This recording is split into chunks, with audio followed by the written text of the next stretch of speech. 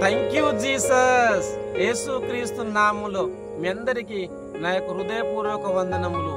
ఈరోజు దేవుడిచ్చిన వాగ్దానము మహారాష్ట్రలో నుంచి సామెతల గ్రంథము 1వ అధ్యాయము 33వ వచనం. నా ఉపదేశము అంగీకరించువాడు సురక్షితముగా నివసించును. ఆమేన్, ఆమేన్, ఆమేన్. క్రీస్తునందు ప్రేమైన సహోదరి సహోదరులకు ఈ రోజు దేవుడిచ్చిన అద్భుతమైన మాటలను బట్టి మనము దేవుని స్తుతించాలి. ఇక్కడ దేవుని యొక్క వాక్య భాగంలో చూసినట్లయితే నా ఉపదేశము అంగీకరించువాడు సురక్షితముగా నివసించును అని దేవుని యొక్క వాక్య భాగం రాయబడినది. క్రీస్తునందు ప్రేమైన సహోదరి సహోదరులారా, మీరే పరిస్థితుల్లో దేవుని స్తుతించండి, దేవుని యొక్క నామాన్ని మయపరుస్తూ ఆయన యొక్క ఉపదేశాన్ని అంగీకరించండి.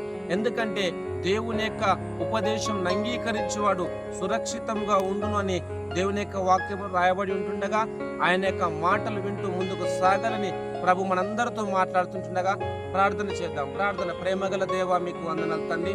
మీరు ఇచ్చిన అద్భుతమైన నీ మాటలను బట్టి స్తుతిస్తున్నాం. నా ఉపదేశం అంగీకరించేవాడు సురక్షితంగా ఉండునన్నావు తండ్రి ప్రభా.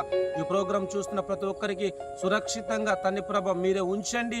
ప్రతి కుటుంబంలో శాంతి, సమాధానం, నెమ్మది, ఆరోగ్యం, ఆశీర్వాద దీవెన దయచేయమని, ప్రతి కుటుంబాన్ని దీవించమని యేసుక్రీస్తు నామములో ప్రార్థిస్తున్నాను తండ్రి. ఆమేన్, ఆమేన్, ఆమేన్. Thank you.